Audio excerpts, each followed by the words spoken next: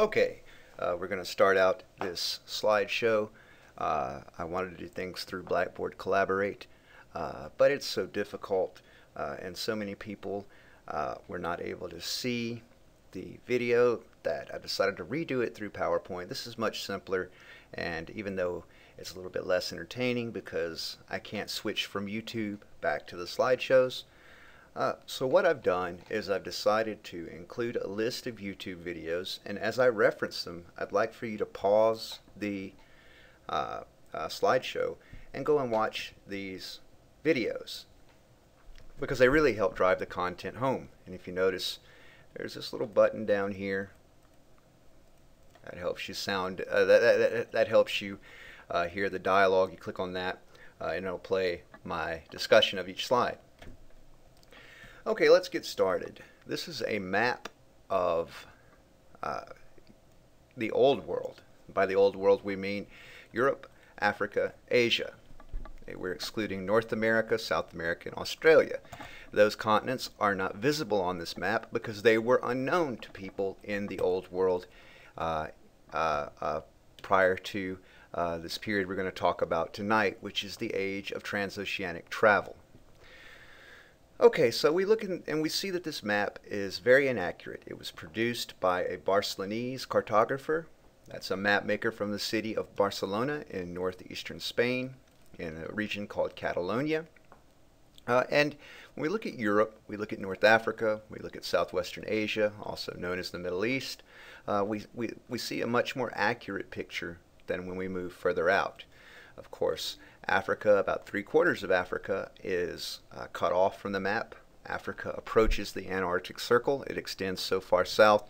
There are actually populations of penguins in southern Africa, South Africa having a climate more similar to that of parts of Europe than equatorial Africa. Africa is a huge continent, and of course no one had sailed down the coast of it, so no one knew how vast it was.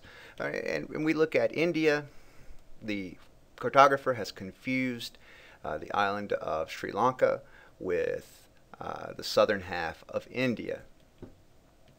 Sri Lanka much smaller, the southern half of India extending much further south. What we call Southeast Asia, or what we might call Indochina, Vietnam, Laos, Cambodia, Burma, as kind of this warped shape. And of course the far eastern edge of China, Korea and Japan are not present in the map.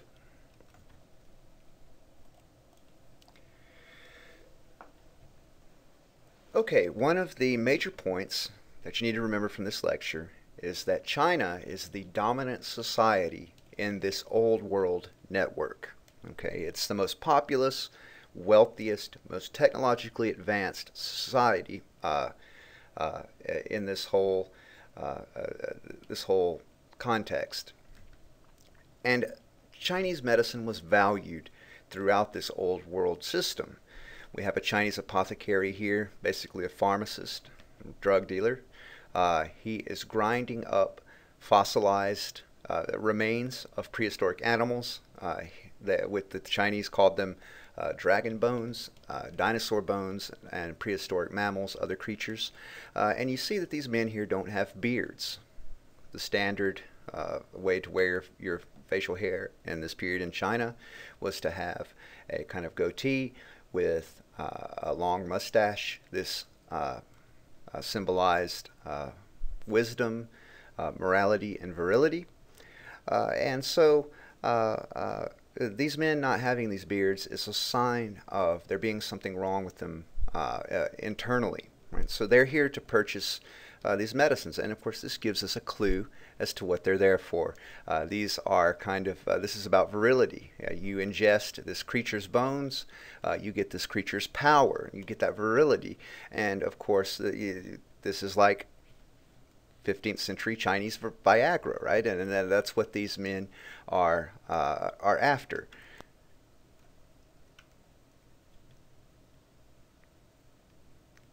So we look at this map here of what we call the Silk Road. This is the dominant trade route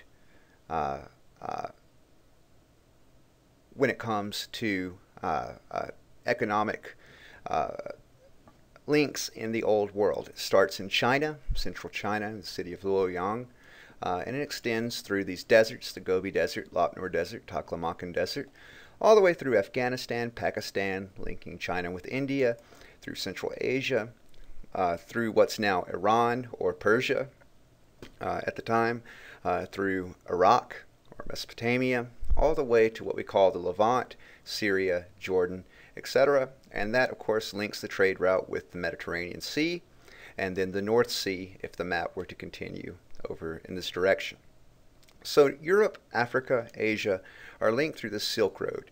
This is the dominant mode of how more goods moved through this route before the age of transoceanic travel than any other.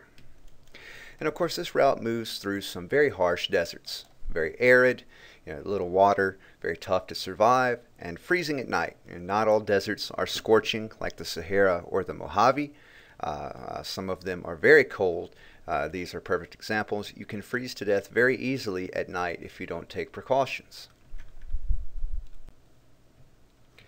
And of course, I'm moving very quickly, but since this is, you can listen to this, repeat it as many times as you want, or pause it, or whatever.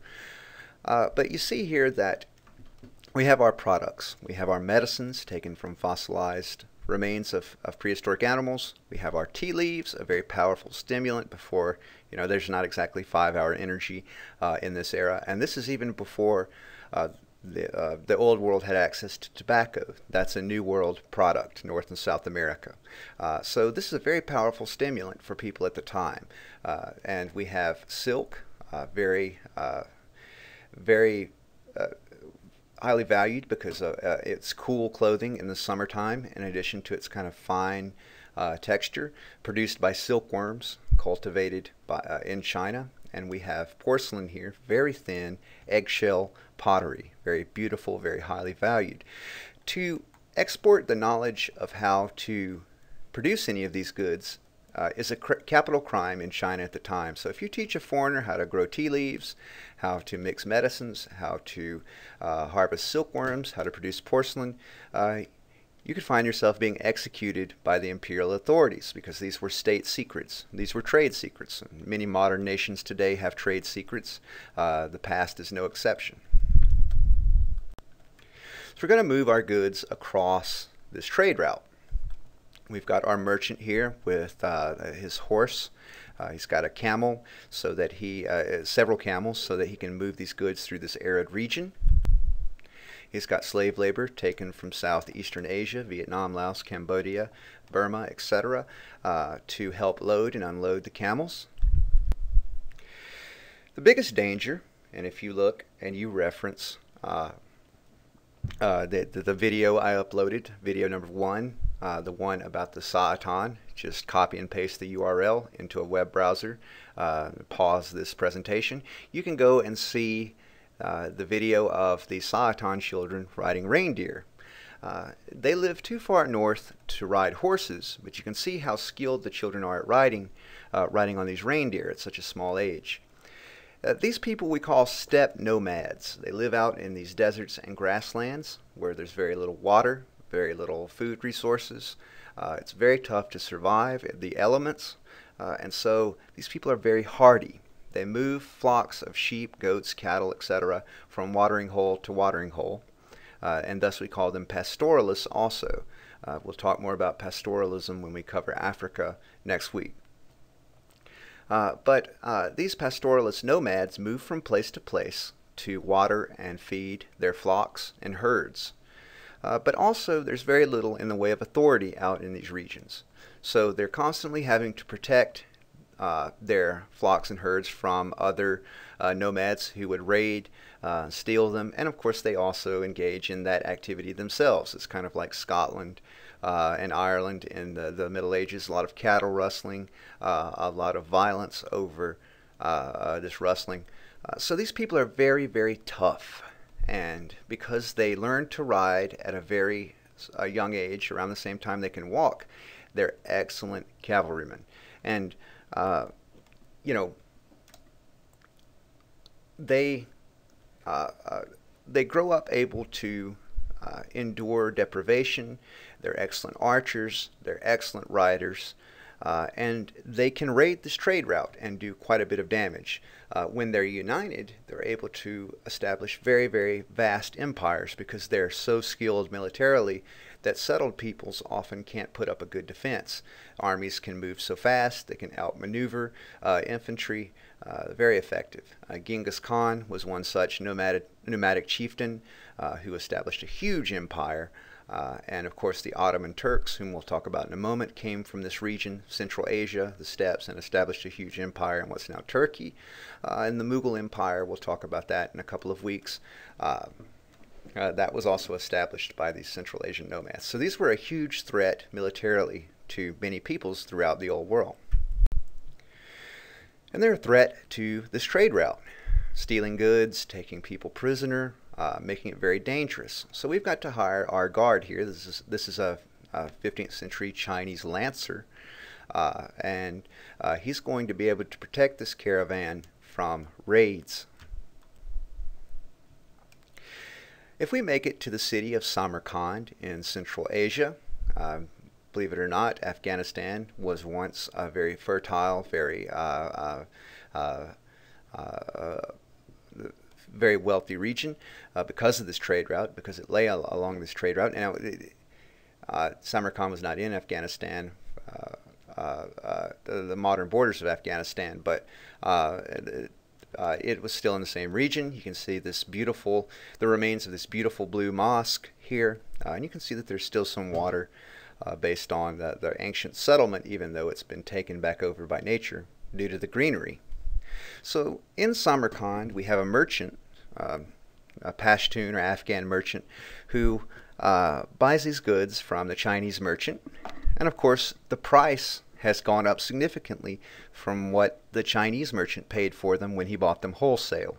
Okay, this is because he had to pay for the guards, he had to pay transport, he had to purchase labor, and some of the goods were probably stolen, some of them lost, some of them ruined, and he still has to make a profit. So the price of goods has gone up significantly by the time it's reached Samarkand. You see this picture of the Syrian man taking a look at, he's inspecting silkworms that had been smuggled out of China. By the time that these goods reach Syria, the price has gone up even more. We have Italian merchants who acquire the goods in Syria and then distribute them throughout North Africa and Europe. Again, the price going up very much. These goods will be taken to the city of East Rome or Constantinople around 1400, where they'll be processed into goods like this silk image of the Byzantine emperor here. And this is significant because the emperor by this point of the Byzantine Empire or East Roman Empire, and on his throne in Constantinople, he was the only one who could afford large amounts of these goods by the time they had reached this far destination, due to the fact that the price had increased so significantly. So what human motives drove the transportation of goods across Eurasia?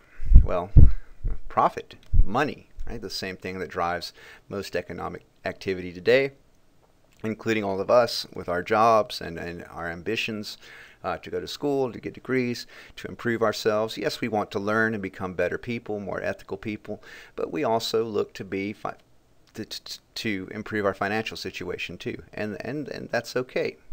That's a very good thing to aim for. So who paid the lowest price for the trades goods? Well, the Chinese merchant. He bought them wholesale directly from the producers. Who paid the highest prices? Well, the Byzantine emperor at the end, due to the cost increasing because of this trade route. So according to the activity, what part of the globe exercised the most economic power? China, easily. It's producing most of these goods. It's exporting most of these goods. It's importing very little along this trade route. It goes primarily one way, from China all the way to the Eastern Mediterranean.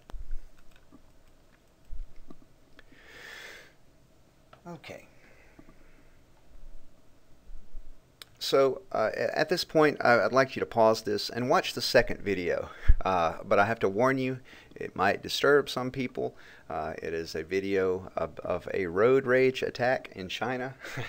The reason that I included it is that, in China, well, as we'll learn on week 3, Confucianism is a very prevalent ideology. Confucianism teaches people to exercise a great amount of self-control, restraint, to be circumspect, to be kind, humane, to not show anger, to control your anger. And the fact that this road rage happened is that it is a problem in China. Of course, it's nowhere near as big a problem in China as it is in the United States, and especially Russia. Russia being it being a huge problem in cities like Moscow, etc. But this is due to the fact that these Chinese cities grew in the 11th, 12th, 13th century, some of them 1,000 years before that, around the time of Christ. So these cities were built on a massive scale prior to the invention of the automobile. So it's very difficult to engineer an effective network of roads in these cities. And this means a lot of one-way streets, a lot of congestion. So it's very frustrating trying to get from point A to point B on this in this kind of environment. And of course, we have instances that the effects, modern effects of that. One of the modern effects is this road rage, like we see in this video. So in the late 15th century, European merchants lacked direct access to these Asian markets. They wanted Chinese goods, silk, medicine, porcelain, tea. They wanted Indian goods. They wanted spices, cinnamon, cloves, pepper, etc. And they needed to get these goods. They wanted to get them directly so that the price would be lower, right? They wouldn't have to go through what they saw as middlemen, right? Okay, you see this picture of the bottle of Vietnamese snake wine. This is just a throwback to what we were discussing earlier about Chinese medicine, traditional Chinese medicine, ingesting the remains of creatures to get their powers. You can see that there is this body of a Vietnamese cobra. It's biting another snake. There's a scorpion in this bottle also. You can't really make it out in the picture. But the idea is that you drink this wine that has had the bodies of these serpents soak in it, and thus you imbue their properties. You imbue their virility and masculinity. I'll give an example. I met a guy in an airport one time. He was going to Thailand. He was going back to Thailand. I actually met him in St. Louis, in the St. Louis airport. And he was talking about how, he was in his 60s. He had just married. He was supposed to go back to Thailand to marry a woman in her early 20s, and he did this because he wanted, to have a bunch of children, and of course he wanted to imbibe this drink to increase his chances of producing children. And of course, I'd imagine by the time you get pretty far down this bottle, you probably feel pretty strong. Whether or not the snake has an effect, I don't know. I know that if I were to drink this and get to about that point in the bottle, and then I'm looking at this snake staring at me, I would be pretty scared. So I'm not going to go and attempt this, though. It's it is what it is. Okay, there is a very powerful empire that served as a middleman along the Silk Road, and that's the Ottoman Empire. The Ottoman Empire had been founded by Turks from Central Asia. They had migrated into what was earlier called Asia Minor, dominated by primarily Greek in culture in many regions, and we now call it Turkey because of the Turks, the steppe nomad. The Turks who conquered it, and this Ottoman Empire would conquer much of southeastern Europe, including Greece, Thrace, Bulgaria, Hungary, Croatia, etc. So it was a very powerful military force, and of course this was a Muslim empire. The Turkish Sultan, the Ottoman Sultan, was hostile to the Christian kingdoms of the West, and they were hostile to him, vice versa, due to this religious difference. Religious differences playing a huge role in foreign policy in this period of time. So the Ottoman Empire was the preeminent land power west of China in the 16th century. It was one of the first states, if not the first state, to truly take advantage of gunpowder. Gunpowder had been invented in China. The Chinese had used some gunpowder weaponry, including some primitive forms of rockets, against the steppe nomads when they attempted to break through the Great Wall and take over parts of China. But it was the Ottomans who really mastered the use of the arquebus, kind of a primitive musket, the handgun, also on the battlefield. The Ottoman Navy also had very powerful cannon, so it was more than capable of putting up a very strong fight. And the European monarchs, even though crusade after crusade was launched against the Ottoman Empire, they were not able to dislodge the Ottoman Empire. And of course, the Ottoman Empire expanded deep into Europe and eventually began to overextend itself. The Ottoman policy, a practice of jihad, moving deeper and deeper into southeastern Europe. Eventually, the Ottomans were stopped at the gates of a city called Vienna. They had laid siege to the city of Vienna. The first siege they had to abandon because it started raining, and the Sultan's massive cannon, this kind of legendary cannon that could knock down a huge chunk of city wall in one shot, couldn't be used. And of course, it took I think it's 6 hours to load this cannon because it's so massive. At the time, but both the Christian kingdoms of the West and the Muslim Ottoman Empire were fighting holy wars against one another.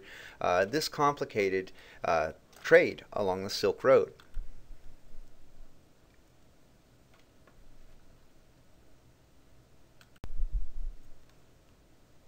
The Ottomans had a very special weapon, the Janissaries. The Janissaries were slaves. They were slaves who were offered up by Christian families in southeastern Europe, in regions conquered by the Ottomans, as a form of tax. So instead of paying taxes, you would offer up your firstborn male child to the Sultan. And of course, the Sultan actually, it sounds very rough to us today to have to endure this, but the Sultan at the time saw this as a form of tax relief. People were suffering financially, agriculturally, so this was seen as a way to alleviate their suffering. And we look at it from a modern perspective, we see it as something horrible. At the time, that was one less mouth to feed for many of these peasant families. On top of that, these babies were taken and they were given quite a bit in terms of opportunities. They were well provided for. They could rise to a very high rank in society. And we think about slavery in North and South America, in the United States. That's what we go to when slavery is brought up. But there were many different forms of slavery throughout the world. And this form of slavery is very different. The Ottomans had what we call chattel slavery, a very brutal form of slavery, very similar to that of plantation slavery in the United States, with agricultural workers being worked to death, beaten, brutalized, etc. But this is something very different. They were slaves in the sense that they were the property of the Sultan, but he also looked at them as his children. They considered him their father, their spiritual father, and they could rise to very high ranks in society. These Janissaries were the best warriors. The Janissaries were the best warriors at the time. They were very effective because they had been taken from infancy. They could fight in many different with many different methods on horseback, from ships. They were excellent with spears, swords, bows and arrows, guns. They were the first truly effective gunpowder warriors. And so they gave the Sultan a huge advantage. These European militaries could not reckon with them, could not drive the Ottoman state from southeastern Europe, partially because of these soldiers. and they could rise to very high ranks within the Ottoman administration. To compound the problems faced by European merchants, European economies did not produce goods that were valued in the East. So, for example, major European exports, salted herring from the North Sea, and of course this sounds like, salted herring. Why would we want to import that? In this period, that's an excellent source of protein. It's very nutritious, and in societies where meat is hard to come by, this was a welcome import. The problem is that even though it's salted and can be preserved, that only goes so far. It cannot reach all the way to China. The second major export in Northern Europe, particularly Britain and France, wool, raw wool, and textiles produced from raw wool. These are not valued in southwestern Asia. While they would be valued if they were to make it to China, they wouldn't be valued in the Middle East due to the fact that the climate was so hot that people didn't have any use for wool. They wanted silk to wear rather than wool. And most poor people settling for cotton cloth or other cloth, wool being way too hot for that climate. And finally, the most desired European export of all, glassware. Very, very beautiful pieces of glassware taken from Western Europe at the time. The problem is that this is so fragile, like porcelain, that it was difficult to export along this trade route. And of course, this created a huge imbalance of trade for these European states. We have a huge trade deficit as a result. So, because they have nothing to barter, these European merchants are having to pay for these Chinese and Indian goods with gold and silver. So there's a net economic drain out of Europe. In many ways, the European situation at this time is similar to that of developing economies today from the developing world, Africa, Latin America, etc., in that other societies, wealth tends to accumulate in these first world societies at the expense of third world societies. And in this situation, China was the first world, Western Europe the third world. Okay, so it was very, very damaging to the European economy.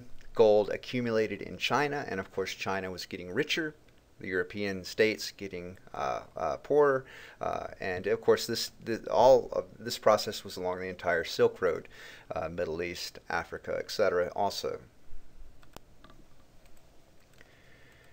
Europeans needed valuable commodities to exchange in these eastern markets. And so they wanted to cut out the middlemen from this trade with India and China. They also wanted new sources of gold to purchase these goods. They wanted goods that they could barter in order to get these eastern goods.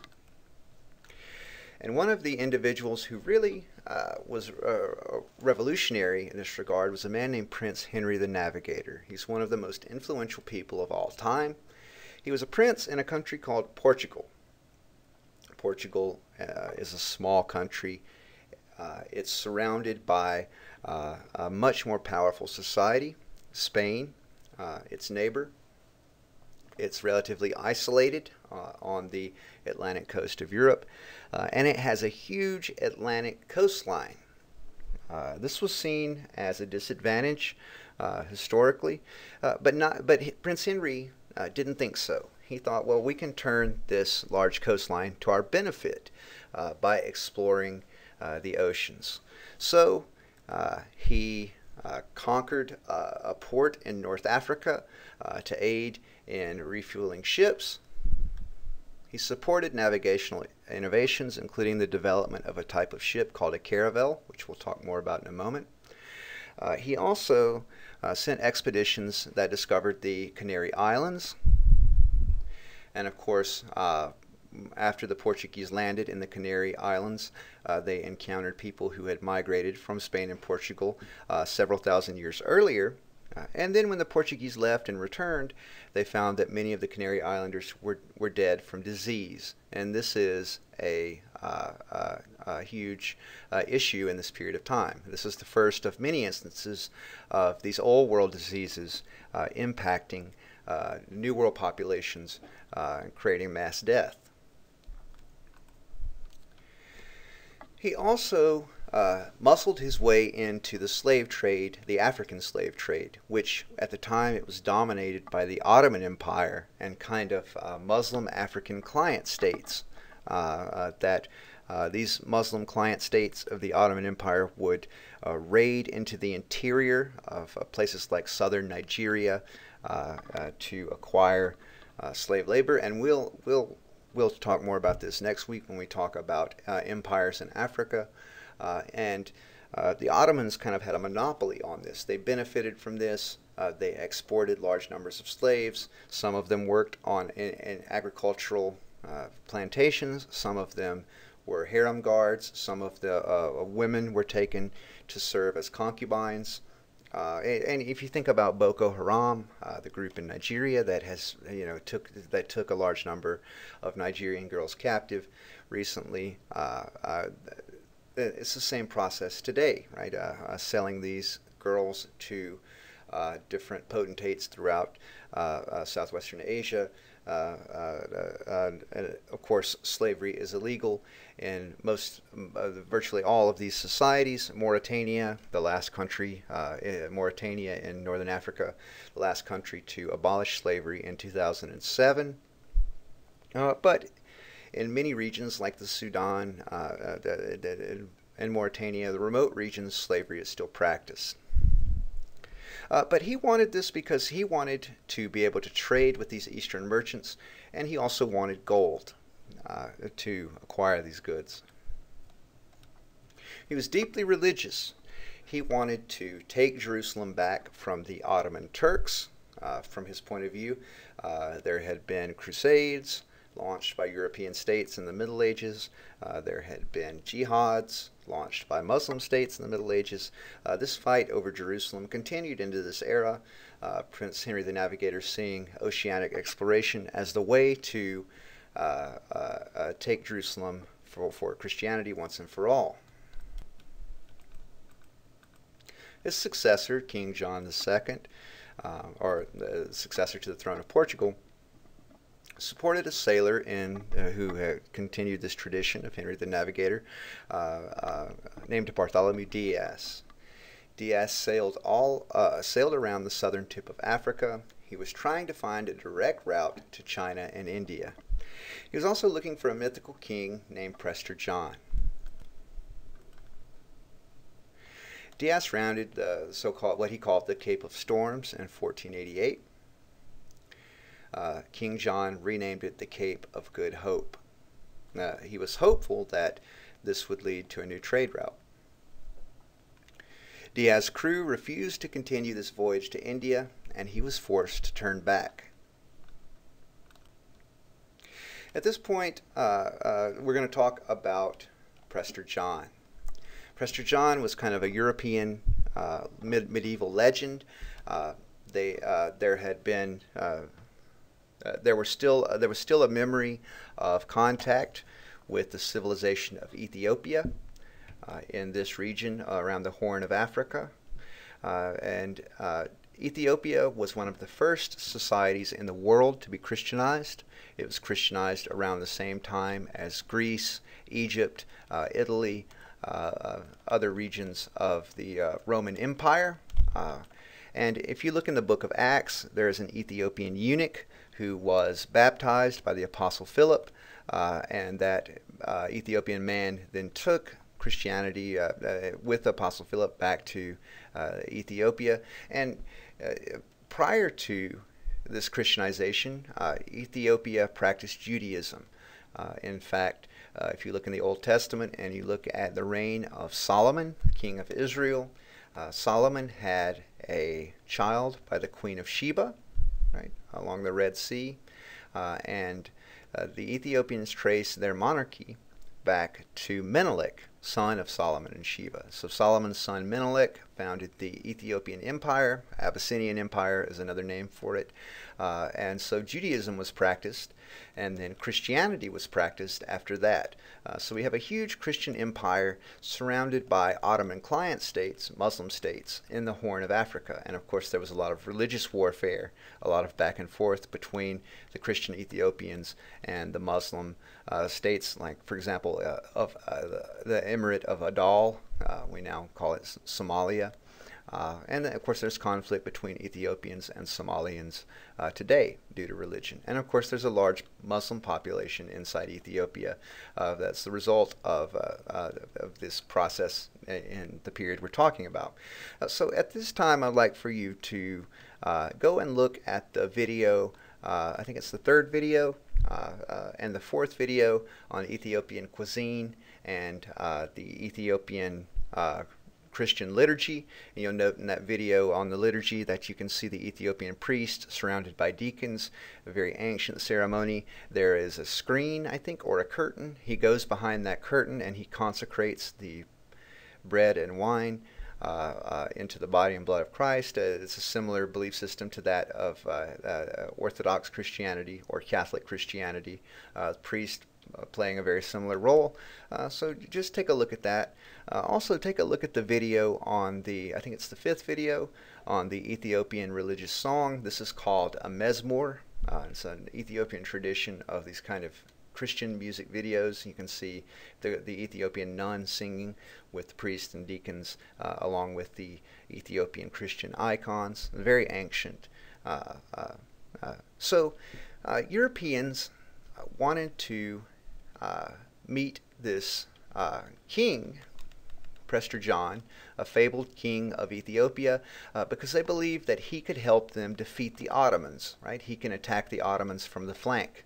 And of course the Portuguese, once they had sailed around the southern tip of Africa, they did make contact with the Ethiopians, and they did make war against the Muslim states in the Horn of Africa and the Ottoman Empire, and they were very successful with this alliance between the Ethiopians and the Portuguese. Dias was succeeded by a man named Vasco da Gama. Da Gama set sail in 1497. He brought 4 ships to India. Only one returned, but that one made him so wealthy that he was one of the wealthiest people in Europe. And of course many people wanted to imitate this. They wanted a piece of this action. And of course, as Da Gama traveled, he encountered native merchants who largely didn't want what he was selling, so he had to pay gold and silver to get these Eastern trade goods. And he helped to establish the Portuguese trading empire in India.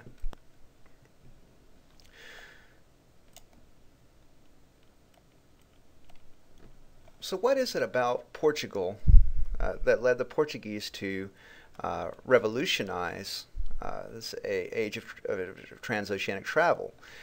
And it's partly due to their weaknesses.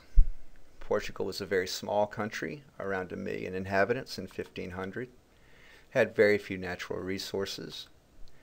It was constantly under threat from its larger neighbor, Spain, right? A superpower from a European perspective, a huge threat to Portugal. So they had to turn to the ocean, and they had to be innovative to survive.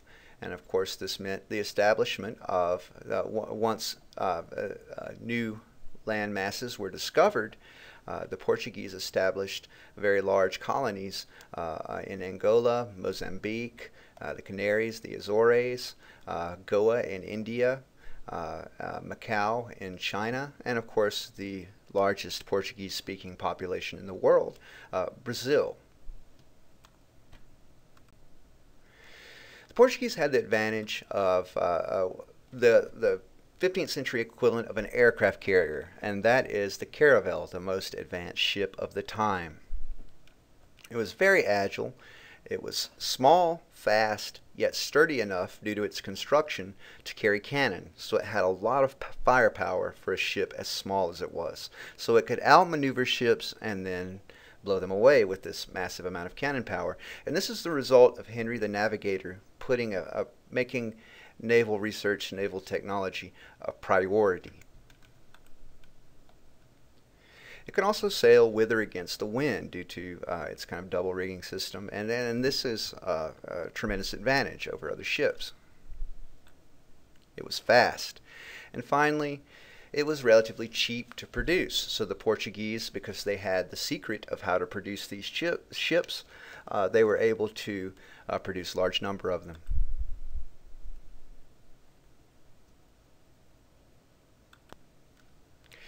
The Portuguese were able to use the compass and astrolabe, these were Chinese inventions, to navigate effectively out of the sight of a coastline.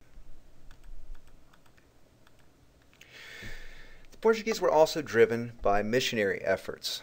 Christianity and Islam played a huge role in the military culture of different societies throughout the Mediterranean in this period of time. You can see the so-called Christ of Lepanto. It is a perfect example of this. It's in the Cathedral of Barcelona. You can see here that the corpus, the body of Christ, is curved. According to tradition, the body of Christ shifted to avoid a Turkish cannonball during the Battle of Lepanto. And the Portuguese sailors, seeing this, they won a huge victory. But after they became excited, the morale rose, and this crucifix was taken back to Barcelona, where it is housed today. So the Portuguese were driven to colonize due to religious reasons also. They fought holy war against the Ottoman Empire and other states. We're going to switch gears and we're going to talk about the Spaniards now. The Spaniards established a huge empire in North America in the wake of the discovery of these continents. And the Spanish Empire conquered two major empires in North and South America, the largest indigenous empires of the Americas. The first empire they conquered, we're going to talk about, is the Aztec Empire. You can see this image of this eagle knight, an elite Aztec warrior, aristocratic warrior, and we can see this reproduction of the city of Tenochtitlan. You notice that there is this canoe here. That's because, like the city of Venice in northeastern Italy, Tenochtitlan was built on a series of lagoons, so you had to access different parts of the city through canals. And you can see all the different agricultural products, all these fruits and vegetables, fish. You can see that this is a very, very wealthy city. And you can see that it's very dense in terms of population, right? That's because this is one of the most populous cities in the world at the time. And you can see this massive pyramid, this massive step pyramid. Those dotted the landscape of Tenochtitlan, the capital of the Aztec Empire.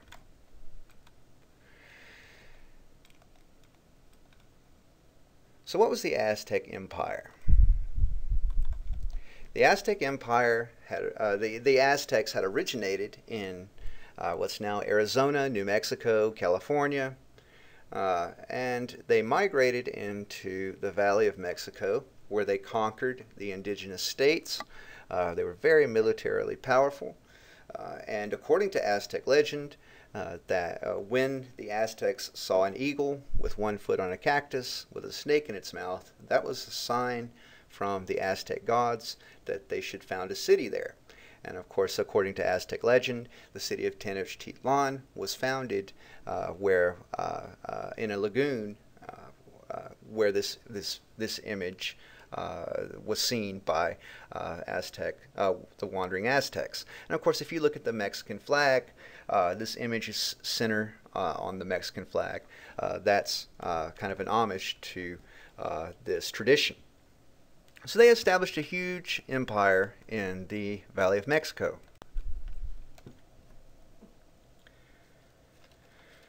Like the Spaniards and the Portuguese and the Ottomans, the Aztec Empire was very warlike. There were two major orders of warriors, of elite warriors, kind of similar to the Janissaries, called the Eagle Knights and Jaguar Warriors. You can see them here in their various uniforms. You can see that they wielded something called a macahuitl. This is a very advanced weapon for the time, melee weapon. It is a wooden club with obsidian flakes. These are as sharp as razor blades, obsidian being a volcanic glass. It's very brittle, so it can break easily, but it's also very sharp. So you can't have an entire weapon made of it. It would shatter whenever you struck anything, but it also is very sharp. And you can see here the sun god, Huitzilopochtli, looking down on the Aztec warriors. Like with the Portuguese, Spaniards, like with the Ottomans, religion was intertwined with warfare. And these Eagle Knights and Jaguar warriors were very, very prestigious due to the fact that they had the skill to turn this macahuitl to use the flat side of the macahuitl to beat enemy soldiers into submission, and this is very important. The Aztec religion was based on sun worship. The sun god, Huitzilopochtli, you would never have to remember how to spell that. Huitzilopochtli needed human hearts and human blood as nourishment so that he had the strength to rise each day. So Aztec religion was based around taking captives for human sacrifice. You can see here that the Aztec priest is cutting out the heart of this prisoner of war. Then the heart will be shown to the crowd. It will become food for Huitzilopochtli. The blood will pour down these steps, and finally the dead body will be thrust down these steps also. Large numbers of sacrifices occurred in Tenochtitlan. You know, thousands of prisoners of war could be sacrificed during particular festivals. There was also an order of Aztec priests who would make garments out of the skin of sacrificed children, and this was to feed Huitzilopochtli. So at this time, I'd like for you to take a look at what I think is the 6th video, the cutscene from the movie Apocalypto. This is a scene of sacrifice. This is actually set in ancient Mayan civilization, but it's similar. The Mayan sun god Kukulkan being very similar to that of Huitzilopochtli, kind of similar in the way that, you know, the Greek god Jupiter is similar to, or Greek god Zeus is similar to the Roman god Jupiter. More different than that, but still that's a good analogy. So take a look at that. You know, and see, it's very gruesome, but you get the idea of how this sacrifice occurred. And of course, the Aztecs were polytheistic. They believed in multiple gods, Huitzilopochtli being the central god. The Spanish were able to absorb the island of Cuba very early. The native Taino had died due to disease, and a Spanish adventurer named Hernan Cortez was living in Cuba. He ended up being wanted for a crime by the governor of Cuba, who put out a warrant for his arrest.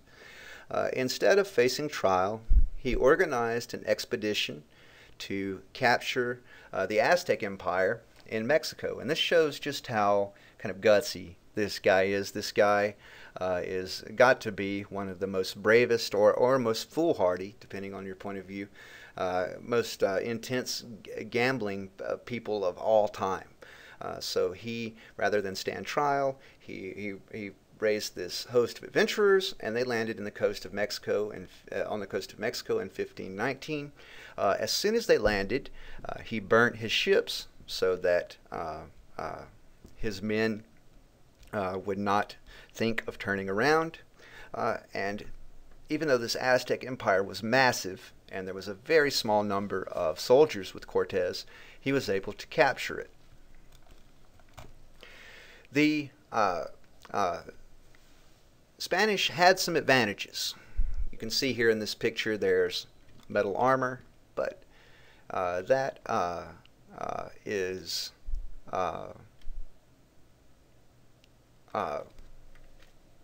it's not an advantage historically. This picture is a little ahistorical because if you tried to walk around central Mexico wearing this, you would be baked alive very quickly.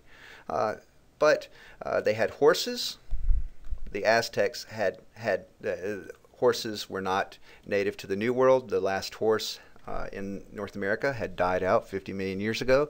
So the Aztecs kind of saw horsemen as kind of a fusion of a human being with a large deer. Right? This was terrifying.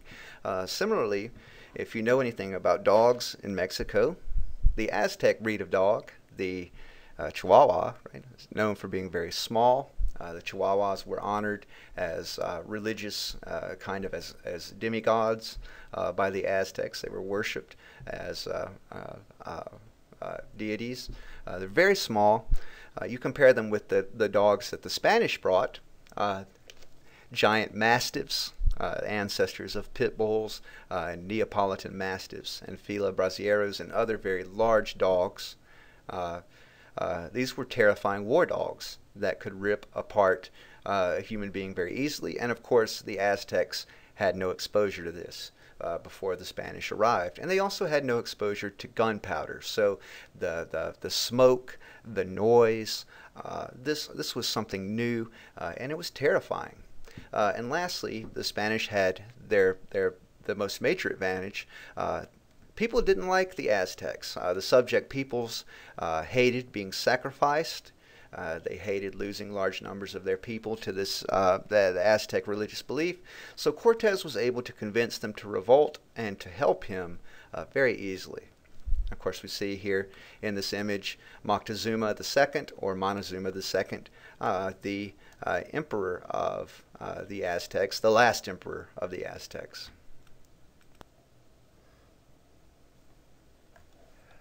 Okay, so we've talked a little bit about the Aztec Empire and the establishment of the Spanish Empire in what's now Mexico.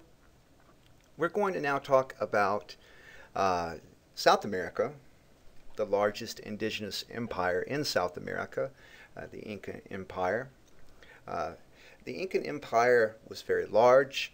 It stretched from Chile and Argentina in the south to Ecuador in the north, and the terrain was primarily Andean, but it was diverse in terms of its topography, geography. But one notable thing that I'd like to point out here is if you see Machu Picchu here, these steps, this stonework, this was built at a very high elevation, and it's a mystery as to how this was constructed. Machu Picchu was kind of a resort for the Incan emperor, and the Incans built a very vast system of roads, road network, so that their armies could move very effectively, and so that goods could be transported very effectively through this kind of difficult mountain terrain. So they were very skilled as engineers. The Incans used something called a quipu. This is a system of knotted ropes used to keep records. So instead of writing, we have these strings with all of these different little knots telling us this is all data, right? This is all information, and you can feel these, read these if you're a scribe skilled in understanding this. And so obviously this makes Incan records very difficult for archaeologists to understand, because the system hasn't been deciphered. So we have wildly different estimates on the population of the Incan Empire. Was it anywhere from 4 million to 36 million? Of course, we know that it was very large, it was very populous, and very powerful. The capital of the empire was Cuzco, where the Sapa Inca, or the Incan emperor, reigned. This is one of the most centralized empires in history. The Incan emperor did not delegate very much authority at all to his regional governors and his officials, and of course this would prove to be disastrous for the Incan Empire because if you think about it in terms of a human body, once the head was cut off of the empire, it was basically dead. And this empire possessed the most powerful army in South America prior to the arrival of the Spanish. The Incan Empire was a monarchy. The emperor, the Sapa Inca, was kind of considered a divine figure also. He was the descendant of the sun god Inti, the Incan sun god Inti, and he ruled with religious authority as well. So they had a very efficient system of taxation, in kind, primarily, a huge bureaucracy. They also used a system of corvée labor, or in which peasants paid taxes in labor rather than in goods. There was also a policy called mitmak, or ethnic redistribution. So if the Incans conquered a particular ethnicity, they would relocate that ethnicity into kind of an alien environment where they would be less effective, less able to revolt, and more reliant on the state. Okay, so if you can imagine, if there's a fishing people, they might be relocated to a desert or to a more mountainous region where they would have to rely on the Incan state rather than their own culture. And again, we talked about this massive road network linking mountain cities. The Incans practiced human sacrifice. You can see this mummy here of a 14-year-old girl, how well preserved this mummy is. Her hair perfectly well preserved, facial features even. The god Inti demanded sacrifice in the same way that Huitzilopochtli did. He needed blood to rise every day. But it was a little bit different. In the Aztec Empire, thousands of prisoners of war would be taken in battle. These eagle knights and jaguar warriors beating down these enemy warriors with the flat side of that macahuitl, that big obsidian-studded club, and dragging them off to Tenochtitlan to have their hearts ripped out. And this is a very brutal system. For the Incans, it was different. Only the members of the aristocracy could be sacrificed, the Incans themselves. Inti would not accept any what they conceived of as lesser blood, right? So the people at the top of the pyramid were the ones who had to nourish the sun god. So what they would do is that they would conquer. The Inti also required a very small number of victims relative to Huitzilopochtli, who demanded thousands of victims. So the system was one in which aristocratic children would be chosen, like this 7-year-old boy here, the 14-year-old girl we just saw earlier, and they would be kind of pampered, given a very privileged existence, and then they would be sacrificed when the time came. And of course, in Incan mythology, they would enjoy a very blissful afterlife due to their sacrifice in feeding the great sun god. Just as the Aztecs had been destroyed by Cortez, another Spanish conquistador, Francisco Pizarro, would fall upon the Incan Empire.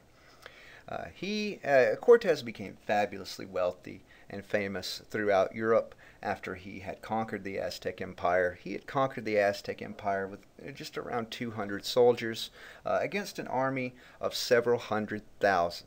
Okay, and you know it was an unprecedented feat, and he became very famous. So a man named Pizarro wanted to imitate him. He sailed down the coast, west coast of South America, looking for a fabled empire that he thought to be wealthier than the Aztec Empire. And he found one in the Andes Mountains, the Incan Empire.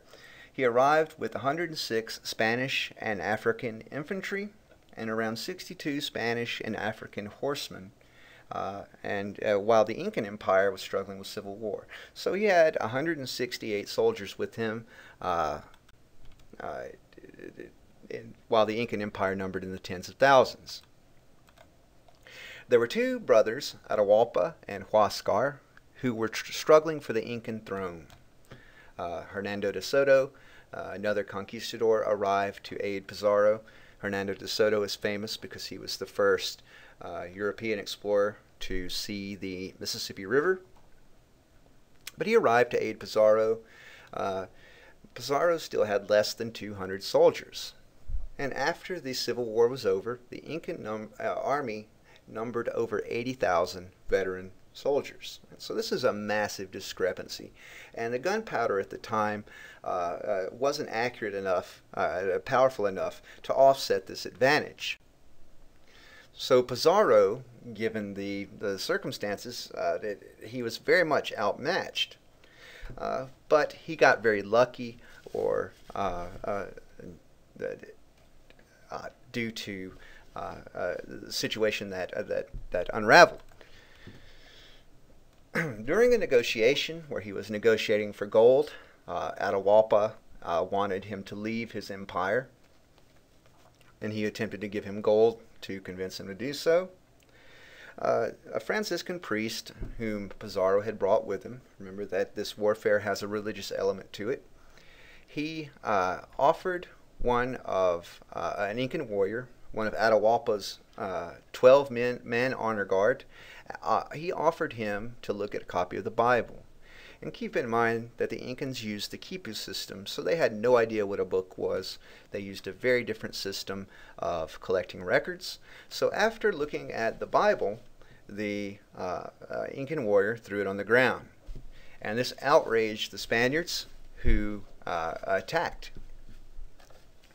Pizarro took advantage of this situation. He had his musketeers lay down a volley of gunfire, and in the surprise, due to the bang, due to the smoke, he was able to charge his cavalry in. And keep in mind, this is a society without horses. He was able to very quickly swoop in, take Atahualpa and his 12-man honor guard captive.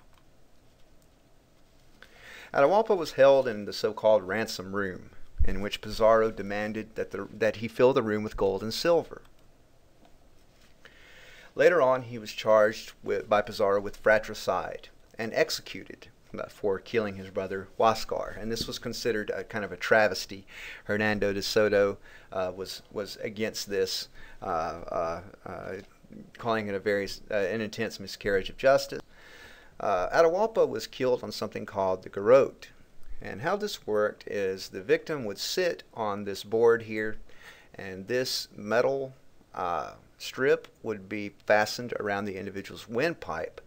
Then this crank would be turned until it would contract this metal strip until the person's windpipe was broken and they were suffocated to death, or strangled to death rather. And like with the Aztecs, minority groups within the empire joined Pizarro's army, and they were able to march on the capital of Cuzco. After Cuzco fell, the Incan Empire, remember, it's very centralized. Once the emperor was killed, the empire fell into complete confusion. And Pizarro was very quickly able to establish himself as the viceroy of Peru. And he also became very wealthy, very famous. So all of these events, we call them the Columbian Exchange, because the species of plants, animals, populations, human populations were exchanged between the Old World and the New, right, in the wake of Christopher Columbus's discovery of the New World. Some of the gains for Europe were crops such as maize or corn. We call it corn in the United States. In Britain, corn means wheat.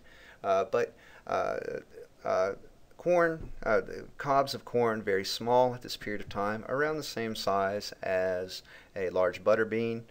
So we can see the effects of genetic engineering. Now we have these massive corn cobs. Lima beans, pinto beans, sources of protein. This increased the Europeans' access and Asians and Africans' access to nutrition tremendously. Potatoes, important because they could grow in cold, rocky climates. The potato was domesticated by the Incans, and it grew in their Andean soil, so they valued it tremendously.